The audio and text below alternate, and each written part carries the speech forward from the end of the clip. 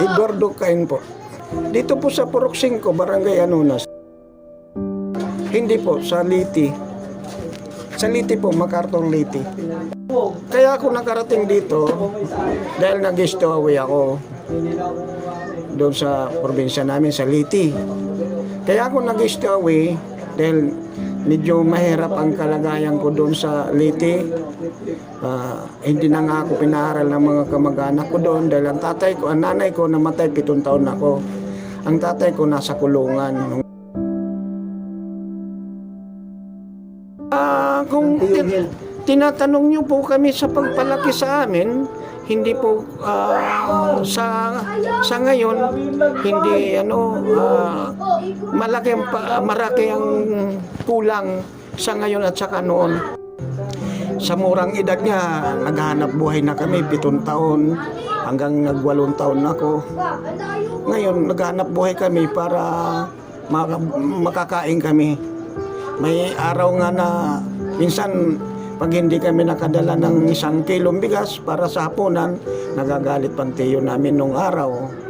Kaya pinipilit namin maghanap talaga sa mga nagpapatanim ng palay, yung mga magsasaka.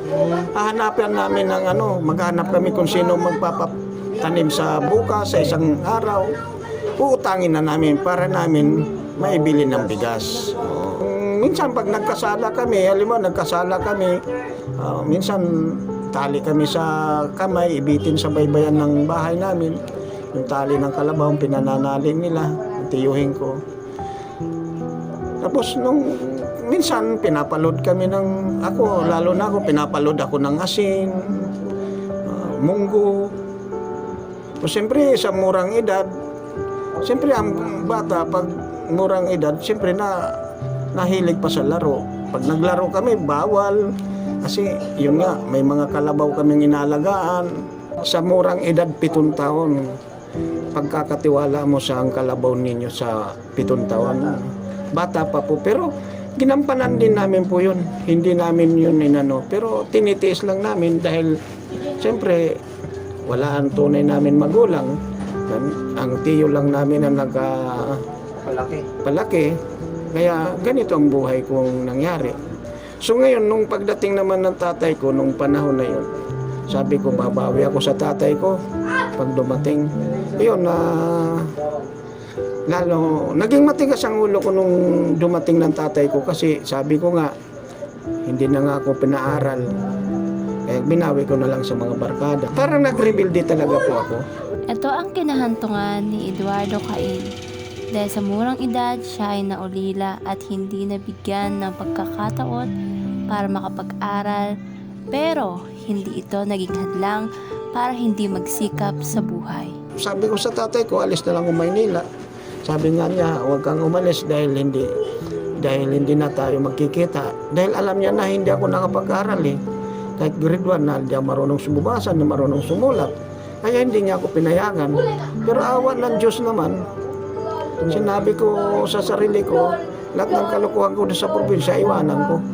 Kasi alis akong Maynila. Awa ng Diyos, tulong ng Diyos, hindi naman ako nakagawa ng kalukuhan. Naging buhay ko naman sa Maynila, sa Las Piñas ako noon. Pagtrabaho agad ako, helper lang sa handicraft. Siya ay nasangkot sa isang gulo ng dahil lang sa bilyard. Nagkabati naman sila ng kaaway niya pero ito ay naungkat dahil makalipas ang ilang linggo may nakadisgrasya sa nakaaway niya noon. At ito ang mga susunod na nangyari. Nangyari yun, nasaksak yung nabugbog ko nga, yung kuya nila. Ako naman pinaganalaan kasi mayroon man kaming alitan. So, awa ng Diyos, hindi ako kinulong ng pulis kasi ang pulis mismo naniwala dahil makapal pang mga kusok dito sa ulo ko. Ibig sabihin, magdamag ng trabaho nga ito. Hindi sumama sa good time. Okay. So ngayon, yun nga, tinago muna ako ng ang amo ko si Mercado sa Pangasinan. Kasi hinahanap talaga ako ng mga kuya dahil namatay yun eh. Talagang nagtago muna ako. Naranasan niya ang mas mahirap na buhay sa Pangasinan habang siya ay nandoon. Kaya napagdesisyonan niyang bumalik na lang ng Cavite. Ulat yung amo ko. Hindi ka talaga tumigil. Ay, hindi, lalaman, sabayan ako. Awa ng Diyos naman, tinawag yung sa kabilang panig kasi magkamag-anak nga, pinag-ayos na lang. So, awa ng Diyos, tinigilan ako. Marami naman nagtulong din sa akin na, Pretty Boy, umalis ka na ng Cavite. Ay dito sa area ay. Dito na siya nagdesisyon na pumunta sa Angeles City at siya ay namasukan sa isang furniture ng matagal na panahon.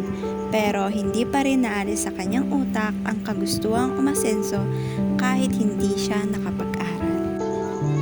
Ngayon, nagtrabaho ko ng furniture, umalis ako. Nagtinda ko ng balot. Tapos nang medyo lumago-lago ng konti, nagtinda ako ng merienda.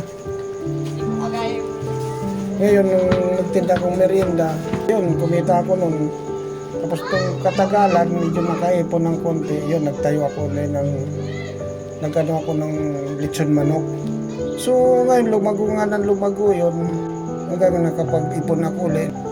At least kahit pa paano, nakatatlo akong lechonan. Habang ako naglilechon, kumikita ako, ang asawa ko, nag-aral ng caregiver kasi mag-abroad daw siya pag nakatapos. Yun, aalis na raw kaya magbayad na kami ng pera ng 145,000. Hindi ko malimutan talaga yun. Kasi pinaghirapan namin yun. Ba't nang uli, wala man, di man nakalis ang asawa ko. Diskarte uli para kumita. Siyempre, nang dumalaki na yung pamilya ko, nag-apat na ang anak ko. So, nabankrupt po yung lechonan niyo? Ano po? Nabankrupt po yung lechonan? Oo, nabangkrap ang lechonan ko dahil ngayon sa pag-a-abroad ng asawa ko. Kinalaunan ay naghiwalay sila ng kanyang asawa at dito na siya nagsimulang mapanghinaan ng loob. Pero hindi niya iyon hinayaang manaig at nagpatuloy siyang nagsikap kahit siya ay mag-isa na lamang. Sabi nga, pag mahal mo isang tao, pagbigyan mo ng gusto. So ngayon, pinagbigyan ko nung katagalan. Lalo na hindi na ako pinapansin. Sige, go ahead. Naghiwalay po kami. Nung naghiwalay na kami, siyempre nagmukmuk ako. Ako ay hindi ako agad nakamove on dahil sobra kong mahal siya eh. At nagbanta pa nga ako magbigti noon nung iniwanan niya na ako. So ngayon naalala ko yung mga anak kong 4. Ay wag, ako kailangan ako ng mga anak ko. So hindi ko rin naman nagawa. Awa ng Diyos. So ngayon, back to zero ako. Talagang malinis. Walang pera, wala lahat. Ano po yung naging negosyo niyo Nung pumasok ako kay Lito Ganson, may araw ako, may sweldo akong 2,000 monthly sa kanya. So mayroon akong sideline sa Angkre Crab na 3,000 din. So 5,000 isang buwan ko. So ngayon, malapit ng birthday ko noon, September 7, pero hindi September yun nung nagsweldo kami. Bago September. Sabi ko, ihanda ko to sa birthday ko para sumaya naman ako. So, naisip ko, wag na. Ibili ko na lang ng baboy ito, sabi kong ganun. Para madagdagan ang pera ko na income habang ako nagbabarangay. Nakapagpunta siya ng babuyan dahil sa kagustuhang umasenso, kaso nga lang ay nalugi din dahil sa isang sakit na lumaganap noon sa babuyan. Nag-ukay-ukay din siya at nagpisonet kaso humina dahil sa pandemic. At ngayon, sa bigasan na lang at pisonet siya kumukuha ng pang-araw-araw. So, kamusta po yung kita niyo sa pisonet at sa bigasan? Ngayon, yung kita ko sa Pisonet, medyo mababa pa rin kasi, ayun nga, mga bata, walang pera. Kaya dinagdagan ko ng magtindang bigas. So, awa ng Diyos naman na yung bigas medyo lumalakas ng konti. Dati, ang customer ko, 3-2. Ngayon, dumami na. Yes. Ngayon, 3 kaban lang kasi pinapagulong ko lang yung pera ko. Kasi, piso-piso lang ako per kilo, 2 piso. Pinakatubo ko 2 piso per kilo lang, kaya kunti lang ang tubo ko. Kailan mo babayaran? Bukas daw, na. Ahora tayo 20. Lalabas na ako. Yun pala. Hindi ko lang nakita ang aking susi. Okay. So, alis na ako. Bibili akong bigas. Bye-bye mga boys. Ako ay lalayas na. Ay, mahirap ang pobre.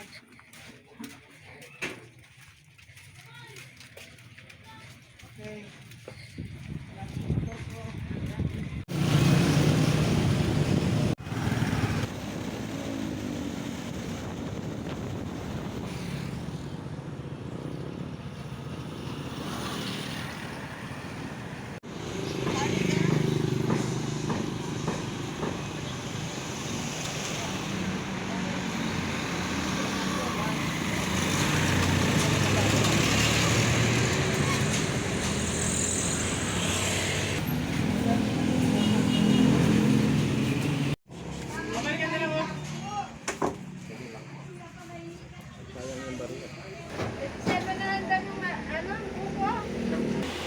Tatlo. Tay. Buko daw tatlo. Isa na yung daming ano tayo. Tay makapal. Tatlo. Makapal. Tatlong sakong buko panday. Sa babaw lang ng upuan.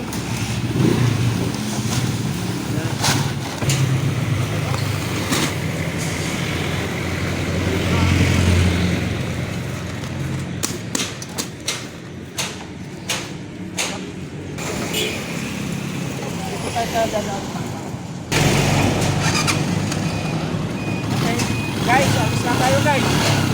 Tandaan, ingat. Okay guys.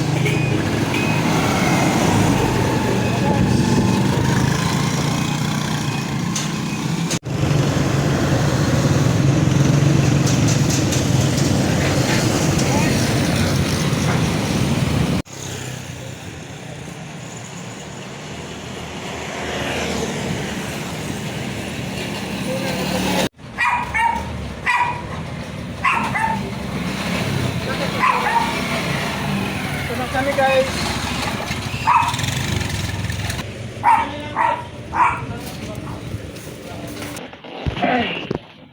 Buko pandan guys. Okay.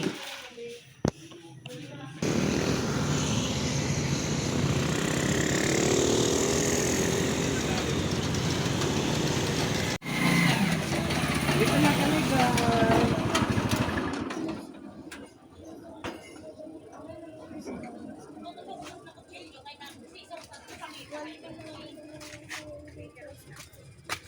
Ito na ako, bukatsang ko na yung tindahan ko sa bigas. Para ano, kumita naman ako kahit pa paano. Bukas na ako magbabayad ng ilaw kasi yung isa ko kung nakikabit walang pera pa. Mamaya daw pang hapon. Kaya bukas na ako magbabayad. Ano po yung mapapayo niyo sa batang Eduardo ngayon? Nung mapapayo ko lang sa kanya, yung ano, kung mayroong kang ano, kasi lahat naman tayo may balak mamasinso, guhid lang, tuloy lang ng tuloy yung ano mo, yung nasa plano mo. Huwag kang bibitaw habang hindi mo nakukuha yung pangarap mo kung hanggang saan ang gusto mong pangarap. Yun lang mapapayo ko kay Eduardo Cain. Kasi Ano naman po yung mapapayo niyo sa mga kabataan ngayon? ay mapapayo ko lang sa mga bata. Unang-una, magpakabait sila sa mga magulang. Pangalawa, huwag sila maging matigas ang ulo. Huwag nilang gayahin si Eduardo Cain, ako, na medyo matigas talaga ang ulo, maliit ko pa. Pero mag-aral kayo mabuti. Habang may nagpapaaral sa inyo, hanggang makatapos kayo para makakuha kayo ng magandang trabaho. Yun lang po mapapayo ko at magpakabait kayo. Salamat po. O, sige po. Marami pong salamat. Maraming salamat po.